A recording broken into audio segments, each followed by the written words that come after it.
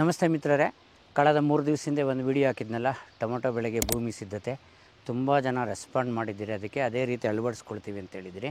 ನೋಡಿ, ಇಲ್ಲಿ ನಾನು ಏನು ಹೇಳ್ತಾ ಇದ್ದೀನಿ, ಇದು ನನ್ನ ಚಾನಲ್ ಡಿಸ್ಕ್ರಿಪ್ಷನಲ್ಲಿ ಒಂದು ಕೊಟ್ಟಿದ್ದೀನಿ. ನಾನು ಕೃಷಿಯಲ್ಲಿ ರಾಸಾಯನಿಕಗಳ ಬಳಕೆ ತುಂಬ ಅವೈಜ್ಞಾನಿಕವಾಗಿದೆ, ಅನವಶ್ಯಕವಾಗಿ ಬಳಸೋದು ಹೆಚ್ಚಾಗಿದೆ.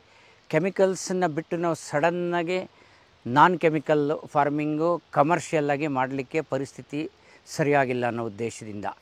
ಅದಕ್ಕಾಗಿಯೇ ಎಲ್ಲಿಂದ ಶುರುವಾಗಬೇಕಿದು? ಅವುಗಳ ಮೇಲೆ ನಾವು ಅವಲಂಬನೆ ಕಡಿಮೆ ಮಾಡ್ಕೋಬೇಕು ಅಂದರೆ ಭೂಮಿ ಸಿದ್ಧತೆಯಿಂದ. ಅದರಲ್ಲಿ ನಾನು ಏನೇನು ಹೇಳಿದ್ದೆ, ಚಾಚೂ ತಪ್ಪದೆ ಫಾಲೋ ಮಾಡಿರ್ತಕ್ಕಂಥ ಒಂದು ಬೆಳೆ ಇದು ಟೊಮೊಟೊ ಬೆಳೆಯಲ್ಲ. ಬಟ್ ನಾನು ಅದಕ್ಕೆ ಹಿಂದೆ ಬೆಡ್ ಪ್ರಿಪ್ರೇಷನ್ ಮಾಡಿದಾಗಲೂ ಹೇಳಿದ್ದೆ, ಎಲ್ಲ ಬೆಳೆಗೂ ಅನ್ವಯಿಸೋ ಅಂಥದ್ದು. ನೋಡಿ, ಒಂದು ಬೆಳೆ ಇದು ನನಗೆ ಹತ್ತಿರ ಇರೋದು. ಸೊ ದೊಡ್ಡಬಳ್ಳಾಪುರಕ್ಕೆ ಹತ್ರ, ರಾಜನಕುಂಟೆ ಹತ್ರ. ಈ ಕಲ್ಲುಗಳು ನೋಡಿದ್ರೆ ನಿಮ್ಗೆ ಗೊತ್ತಾಗ್ತದೆ. ಪಪ್ಪಾಯ ಬೆಳೆ ನಾನೊಂದು 1.5-2 ವರ್ಷದಿಂದ ವೀಡಿಯೋ ಮಾಡಿದ್ದೆ. ಪಪ್ಪಾಯ ಬೆಳೆ ನಂತರ ಡ್ರ್ಯಾಗನ್ ಫ್ರೂಟ್ ಬೆಳೆ ಒಳಗಡೆ ಕಲ್ಲಂಗಡಿ ಬೆಳೆ ಮಾಡಿ ತುಂಬ ಯಶಸ್ವಿಯಾಗಿರೋದು. ಹಾಗೆ ನೋಡ್ತಾ ಹೋಗಿ ನೀವು ಇಳುವರಿ ಹೇಗೆ ಕಾಣಿಸ್ತದೆ ಅಂತಕ್ಕಂಥದ್ದು. ಸರಳ. ನಾನು ಯಾಕೆ ಇದನ್ನು ತೋರಿಸ್ಬೇಕು ಅನ್ನೋ ಉದ್ದೇಶ ಏನಿಷ್ಟೇ, ನನಗೆ ಎಷ್ಟು ಜನ ನೀವು ಕಲ್ಲಂಗಡಿ ಬೆಳೆದು ಫೋಟೋಗಳು ಕಳಿಸ್ತಾ ಇದ್ದೀರಿ, ಪ್ರಶ್ನೆಗಳು ಕೇಳ್ತಾ ಇದ್ದೀರಿ. ಅಲ್ಲಿ ಎಲೆಗಳು ಮುದ್ರಕೊಂಡಿರ್ತದೆ, ತುಂಬ ವೈರಸ್ ಇರ್ತದೆ, ತುಂಬ ಡೌನಿ ಮಿಲ್ಡ್ಯೂ ಇರ್ತದೆ, ಕಾಯಿಗಳ ಮೇಲೆಲ್ಲ ಊಜಿ ಹೊಡೆದಿರ್ತದೆ, ಕಾಯಿ ಸ್ಕ್ರ್ಯಾಚಸ್ ಬಂದಿರ್ತದೆ. ನೀವು ಗಮನಿಸ್ತಾ ಹೋಗಿ ಸಾಲು ತೋರಿಸ್ತೀನಿ. ಇಲ್ಲ ಆ ಥರ ಸಮಸ್ಯೆಗಳಿದೆಯಾ? ಹಾಗಂತ ನಾವೇನು 3 ದಿವಸಕ್ಕೋ 4 ದಿವಸಕ್ಕೋ ಔಷಧಿ ಹೊಡೆದಿಲ್ಲ. ವಾರಕ್ಕೊಂದ್ಸರಿನೇ ಗೊಬ್ಬರ ಕೊಡ್ತಾ ಇರೋದು, ವಾಟರ್ ಸಾಲ್ಯುಬಲ್ಲು. ವಾರಕ್ಕೊಂದ್ಸರಿನೇ ಸ್ಪ್ರೇ ಮಾಡ್ತಾ ಇರೋದು. ಭೂಮಿ ಸಿದ್ಧತೆಗೆ ನಾನೀಗಾಗಲೇ ಹೇಳ್ದಂಗೆ ಗ್ರ್ಯಾನ್ಯೂಲ್ಸು, ಈ ಬೆಳೆ ಕೊಟ್ಟಿರೋದು ಕಿಂಗ್ಸೈಮ್ ಅಂತಕ್ಕಂಥ ಗ್ರ್ಯಾನ್ಯೂಲ್ಸು, ಅದೊಂದನ್ನೇ ಕೊಟ್ಟಿದ್ವಿ. ಅಲ್ಪಾವಧಿ ಬೆಳೆ ಅಂತ 2-3 ಥರ ಗ್ರ್ಯಾನ್ಯೂಲ್ಸ್ ಕೊಟ್ಟಿಲ್ಲ. ಹಾಗೆಯೇ ಟ್ರೈಕೋಡರ್ಮಾ, ಸೂಡೋಮೋನಾಸು, ಆಮೇಲೆ AMC ಬೀಜ ನಾಟಿ ಮಾಡೋದಕ್ಕೂ ಮೊದಲೇ ಕೊಟ್ಟಿರ್ತಕ್ಕಂಥದ್ದು. ಸೊ ಇವೆಲ್ಲ ಕೊಟ್ಟು ಭೂಮಿ ಹದ ಮಾಡಿದ ಮೇಲೆ ಬೀಜ ನಾಟಿ ಮಾಡಿ ಬೆಳೆದಿರ್ತಕ್ಕಂಥ ಕಲ್ಲಂಗಡಿ ಬೆಳೆ ನಿಜವಾಗ್ಲೂ ನನಗೆ ಖುಷಿ ಆಗ್ತದೆ. ಇದು ನೋಡಿ, ಆ್ಯಕ್ಚುಲಿ ನೀವು ಕೃಷಿಯಲ್ಲಿ ತೊಡಗಿರೋರು, ನೀವೇ ಮಾಡ್ತಕ್ಕಂಥವ್ರು, ಶ್ರಮವಹಿಸಿ ಮಾಡೋರು ಇದಕ್ಕಿಂತ ಹೆಚ್ಚಿನ ಲೆವೆಲ್ಗೆ ಮಾಡ್ಬೋದೇನೋ. ಇವರೊಬ್ಬರು, ನೀವು ಆ ವಿಡಿಯೋ ಜ್ಞಾಪಿಸ್ಕೊಂಡ್ರೆ, ಶ್ರೀರಂಗರಾಜಪುರಿ ಅಂತ ರಿಟೈರ್ಡ್ ಬ್ಯಾಂಕ್ ಎಂಪ್ಲಾಯಿ ಆಗಿರ್ತಕ್ಕಂಥವ್ರು. ಸೊ ಅವರು ದಿನ ಬಂದು ಉಸ್ತುವಾರಿ ವಹಿಸ್ಕೊಂಡು ಈ ಕೆಲಸ ಮಾಡ್ತಕ್ಕಂಥ ಜನಗಳಿಂದ ಕೆಲಸ ತೆಗೆದು ಇದು ನಿರ್ವಹಣೆ ಮಾಡ್ತಿರ್ತಕ್ಕಂಥದ್ದು. ಅಂದರೆ ಅವ್ರು ಹೇಳ್ತಾ ಇದ್ದಿದ್ದೆ, ಇವತ್ತು ಕೃಷಿನಲ್ಲಿ ಅಡೆತಡೆಗಳು ಬಂದೇ ಬರ್ತದೆ.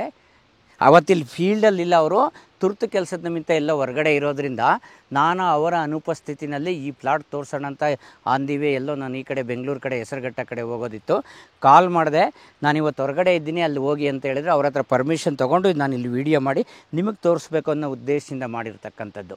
ಬೇಸಿಕ್ಸು ಗ್ರ್ಯಾನ್ಯೂಲ್ಸ್ ಹಾಕಿ, ಟ್ರೈಕೋಡರ್ಮಾ ಹಾಕಿ, ಸೂಡೋಮೋನಾಸ್ ಹಾಕಿ ನಾಟಿ ಮಾಡಿದ ಮೇಲೆ 2 ಎಲೆ ಸ್ಟೇಜಲ್ಲಿ PCT 410 ಡ್ರೆಂಚಿಂಗ್ ಮಾಡಿರ್ತಕ್ಕಂಥದ್ದು. 2ನೇ ಡ್ರೆಂಚಿಂಗು ನಾವು ಪೊಟ್ಯಾಷಿಯಮ್ ಹ್ಯೂಮೇಟು ವ್ಯಾಮ್ ಏನು ಹೇಳ್ತೀವಿ, ನನ್ನ ಹತ್ರ ಇರ್ತಕ್ಕಂಥದ್ದು ಶೈನ್ 98 ವ್ಯಾಮ್ ಗೋಲ್ಡು, ಅದು ಮೊದಲನೇ ವಾರದ್ದು. ಕರೆಕ್ಟಾಗಿ ಆ ನಂತರದಲ್ಲಿ ವಾರಕ್ಕೊಂದ್ಸರಿ ಲಿಕ್ವಿಡ್ಸು, ವರ್ಮಿಹ್ಯೂಮು, ಗೋಲ್ಡನ್ ಡ್ರಾಪು, ಕಿಂಗ್ಸೈಮು, ಈ ಥರದ ಲಿಕ್ವಿಡ್ಸು ವಾರಕ್ಕೊಂದ್ಸರಿ ಸರಳವಾಗಿ, ಒಂದು ಇನ್ಸೆಕ್ಟಿಸೈಡು, ಒಂದು ಫಂಗಿಸೈಡು, ಇಷ್ಟನ್ನೇ ಮಾಡ್ಕೊಂಡು ಬಂದಿರೋದು. ನೋಡಿ ಬೆಳೆ ಯಾವ ಮಟ್ಟದಲ್ಲಿದೆ ಅಂತ. ಇನ್ನೇನು ಸ್ಪ್ರೇ ಅವಶ್ಯಕತೆ ಇಲ್ಲ. ಇನ್ನೊಂದು 10-12 ದಿವಸದಲ್ಲಿ ಸಾಕಷ್ಟು ಪ್ರಮಾಣದಲ್ಲಿ ನೀರು, ಗೊಬ್ಬರ ಇವುಗಳನ್ನ ಕೊಟ್ಬಿಟ್ಟು ಬೆಳೆ ಕಟಾವು ಮಾಡ್ಬೋದು ಅನಿಸುತ್ತೆ.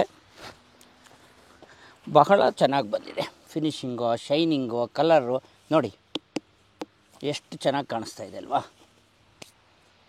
ಸೊ ನೋಡಿ, ಈ ಬೆಡ್ಡಿಂಗ್ ನೋಡಿ ಎಷ್ಟು ಆರೋಗ್ಯ ಉಳಿದಿರೋದ್ರಿಂದ ಈಗ ಇನ್ನು ಮುಂದಿನ ಒಂದು ಹಂತದಲ್ಲಿ ಇವರು ಈ ಕಲ್ಲಂಗಡಿ ತೆಗೆದಾದ್ಮೇಲೆ ಇದೇ ಬೆಡ್ಡಲ್ಲಿ ಇನ್ನೊಂದೇನಾದರೂ ತರಕಾರಿ ಬೆಳೆ ಬೆಳೀಲಿಕ್ಕೆ ಪ್ಲ್ಯಾನ್ ಮಾಡಿದ್ದಾರೆ.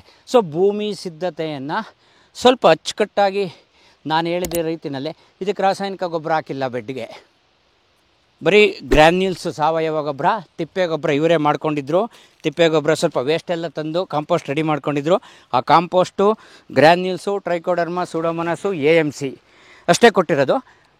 ಕೆಮಿಕಲ್ ಗೊಬ್ಬರಗಳು, ವಾಟರ್ ಸಾಲ್ಯುಬಲ್ ಫರ್ಟಿಲೈಸರ್ಸು ಪ್ರಾರಂಭದಲ್ಲಿ 2 kg ಶುರುವಾಗಿದ್ದು, ಈಗ ಇದು 1.5 ಎಕರೆ ಇದೆ ಬೈಲು, 5 kg ಕೊಡಲಾಗ್ತಿದೆ ವಾರಕ್ಕೊಂದ್ಸರಿ. ಇಷ್ಟೇ ಪ್ರಮಾಣದಲ್ಲಿ ರಾಸಾಯನಿಕ ಬಳಸಿ ಈ ರೀತಿ ಬೆಳೆ ಯಶಸ್ವಿ ಮಾಡಲಿಕ್ಕೆ ಸಾಧ್ಯ ಇದೆ ಅಂದರೆ ಖಂಡಿತ ಎಲ್ರಿಗೂ ಸಾಧ್ಯ ಇದೆ ಸ್ನೇಹಿತರೆ. ಸೊ ಯಾರು ನನ್ನ ಚಾನಲ್ ಕಂಟಿನ್ಯೂಸ್ ಆಗಿ ನೋಡ್ತಾ ಇದ್ದೀರಿ ಅವ್ರಿಗೆ ಅರ್ಥ ಆಗ್ತಾಯಿದೆ ನಾನು ಪ್ರತಿಪಾದಿಸೋದು. ಯಾರು ಪ್ರಥಮ ಬಾರಿಗೆ ನನ್ನ ಚಾನಲ್ ನೋಡ್ತಿದ್ದೀರಿ, ದಯವಿಟ್ಟು ಸಬ್ಸ್ಕ್ರೈಬ್ ಆಗಿ ನನ್ನ ಹಿಂದಿನ ವೀಡಿಯೋಗಳನ್ನು ನೋಡಿ. ನಾನು ಏನು ಹೇಳ್ತೀನಿ ಅದೇ ರೀತಿ ನನ್ನ ಹತ್ರ ಬರೋ ರೈತರಿಗೆ ಕೊಡ್ತಾ ಇರ್ತೀನಿ. ಅದಕ್ಕೆ ಫಲಿತಾಂಶ ತೋರಿಸ್ಲಿಕ್ಕೆ ಈ ರೀತಿ ಸಕ್ಸಸ್ ಸ್ಟೋರಿಗಳು ಮಾಡ್ತಾಯಿದ್ದೀನಿ ಸ್ನೇಹಿತರೆ. ಸೊ ತಾಳ್ಮೆಯಿಂದ ವಿಡಿಯೋ ವೀಕ್ಷಿಸಿದ್ದಕ್ಕೆ ಥ್ಯಾಂಕ್ ಯು ವೆರಿ ಮಚ್. ಯಾರು ಸಬ್ಸ್ಕ್ರೈಬ್ ಆಗಿಲ್ಲ ಸಬ್ಸ್ಕ್ರೈಬ್ ಆಗಿ. ಹಾಗೆಯೇ ಈ ಥರ ಉತ್ತಮವಾದ ಒಂದು ಇನ್ಫಾರ್ಮೇಷನ್ ಬಂದಾಗ ಈ ರೀತಿ ವ್ಯವಸಾಯ ಮಾಡ್ತಿರ್ತಕ್ಕಂಥ ಸ್ನೇಹಿತರಿಗೆ ವೀಡಿಯೋನ ಹಂಚ್ಕೊಳ್ಳಿ ಅಂತ ಕೇಳ್ಕೊಳ್ತೀನಿ ಸ್ನೇಹಿತರೆ. Thank you very much. Bye.